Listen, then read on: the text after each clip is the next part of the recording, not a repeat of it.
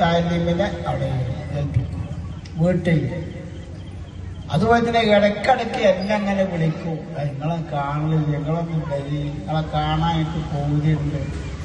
ആദ്യം എനിക്ക് നേരം കിട്ടൂല, വേറെ അവിടേക്ക് കുട്ടികൾക്ക് റിസൾട്ടല്ലേ ഞാൻ എപ്പോഴെങ്കിലും പറ്റും. അതില്ല, ഞങ്ങൾ ഒരു ദിവസം പറഞ്ഞു നിങ്ങൾ ഇന്ന നേരം വരണം, രാത്രി ഇശാന്റെ ശേഷം വരും, അല്ലെങ്കിൽ അസറിന്റെ ശേഷം വരും. അത് കഴിയൂലാചാര്യ, നിങ്ങൾ പറയും, നിങ്ങൾ വരി ആയിക്കോട്ടെ, ഞാൻ നാളെ ഞാൻ അസറിന്റെ ശേഷം വരും.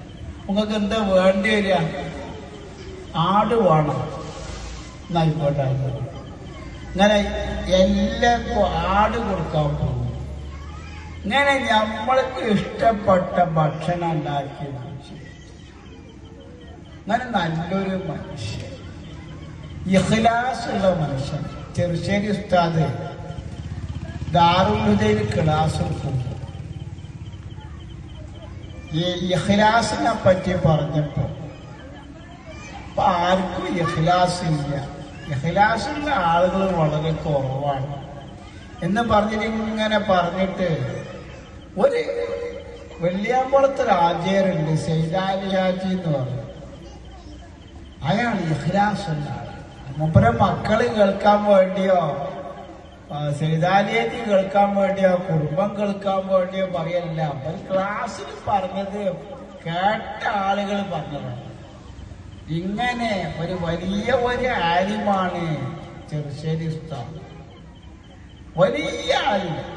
മൂപ്പരാണ് ഈ വാക്ക് പറഞ്ഞത്. അത്ര ഇഖ്ലാസുള്ള ആളാണ്. ആലിമീങ്ങള് തങ്ങന്മാരി സമസ്തനി ഒക്കെ സ്നേഹിക്കുന്നൊരു വ്യക്തിയായിരുന്നു. അല്ലാഹു തആല മഹാന്റെ ഖബർ സ്വർഗത്തിന്റെ പൂന്തോപ്പാക്കി കൊടുക്കട്ടെ, ഖബറിലേക്ക് സ്വർഗത്തിന്റെ വാതിലിനെ തുറന്നു വെച്ചു കൊടുക്കട്ടെ.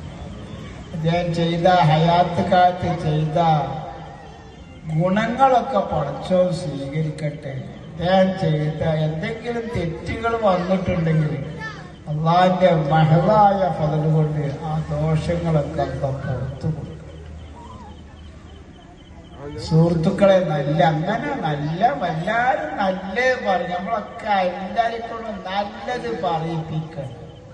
മുപ്പത് ഹയാത്ത് കാലത്ത് നല്ലത് പറയിപ്പിച്ചു. ഇപ്പൊ ഞങ്ങളൊക്കെ മുപ്പര പേര് പറയാനുള്ള കാരണം മുപ്പര നന്മയാണല്ലോ, ചെയ്യുന്ന ഗുണമാണല്ലോ. അതുപോലെ നമ്മളെല്ലാരും നല്ല കാര്യം ആളുകളെ കൊണ്ട് പറയിപ്പിക്കണം. എന്നാ ചിലപ്പം ചെയ്യും ആളുകൾ ആ വാക്ക് കൊണ്ട് നമ്മൾ നന്നാവും.